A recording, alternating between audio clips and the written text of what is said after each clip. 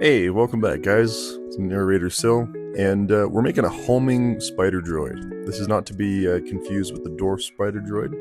This one's the big boy. The big boy is like 7.5 meters tall in real life, which is pretty crazy. We're trying to get some source material, but there's a lot of Lego, so my immediate reaction is to go back to the movie. And if you look at the film, these are the only shots we have of it. This one's pretty good. Then there's this one, kind of in the background. And that's it. That's it in the entire movies franchise. So what we're going to do is we're going to look at this old game from 2002 called Star Wars Clone Wars. And this actually takes place right after the Battle of Geonosis. And there you go. There's the model we're going to be using. Really good source material because it also has animation. You can turn it any direction. It's like a cool bonus feature on this game. And of course, you can look at any other vehicle in the entire game, and we'll be getting to all of those, so don't you worry. There's my cat. Anyways, moving on to a little bit more footage we can get from the game. So, in one of the first missions, you see one, which is right after Mace Windu gets dropped off in Geonosis. Oh yeah, we'll be making those tanks too, by the way. Don't worry. Oh yeah, that was probably one of the best tanks ever made. But yeah, this is kind of like, the kind of game footage we can use. But there's also some good models out there. We can also use as a reference too. So we'll be using those as well. So starting right off quick, one of the things that I like to do is make the big geometric shapes first. So we're going to start off with things like this, with the legs. Yes, thank you, real life Sil. No, it's not a ping pong ball. No, now you're going to wreck it. It's supposed to be like the main middle bit. Anyways. Yeah, so we're going to make that sphere ball in the middle. It's going to be really funny. This is just like kind of like a high-packed foam board, and yeah, you can see here, it's not really the shiny metal texture we want, so we're just going to take some aluminum and some black blend paint and just get some really nice sort of metal gray going on there, and yeah, looking a lot better, a lot more reflective. I did have to do quite a few layers on those, and obviously cut the main spars for the legs right to shape.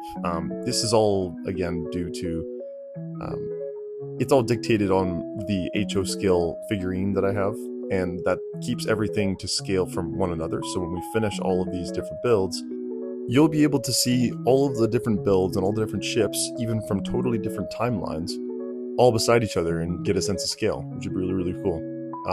And of course, it's gonna be really wild to just I thought this would just be a really good challenge, just to make every single ship. And so yeah, we really have a lot of little really skinny and annoying parts to make here. There's a lot of like 90-degree bends and whatnot, but there's not a whole lot of them. There's just a few bits that you really have to repeat the same process on, and it just can be kind of tedious. So again, like one of these here, like these bands, they're like almost like little shock absorbers, like you have in the front of a bike frame or something. And yeah, just like glue, spin around, glue, cut, repeat, and you got to do that 8 times because there's 2 for each leg.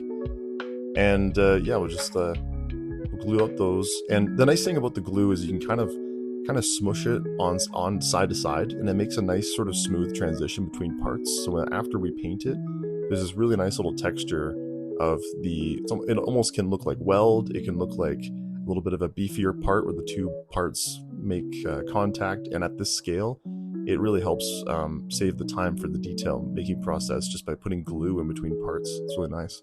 Same thing with this here. If you look really carefully on the tops of these bits of the legs here, you can actually see how it smushes the glue around on the outside, and it makes a nice little extra ring that I wouldn't have to otherwise make. And just using that to my advantage, because again, I think I mentioned this before in my other videos, we're trying to make these relatively quickly because we've got a lot of ships to get through, and I don't really have the rest of my life to make every single ship just absolutely perfect. So yeah, and again, some more of that gunmetal gray with the aluminum, just kind of spread it all over right now, just kind of getting like a base coat.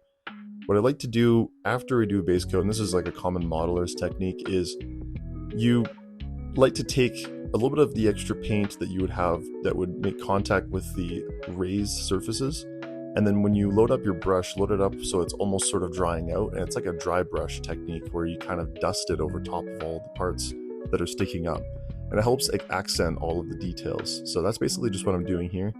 And then on the legs, there's almost like these like brighter aluminum socks that go all the way up the legs on the sides.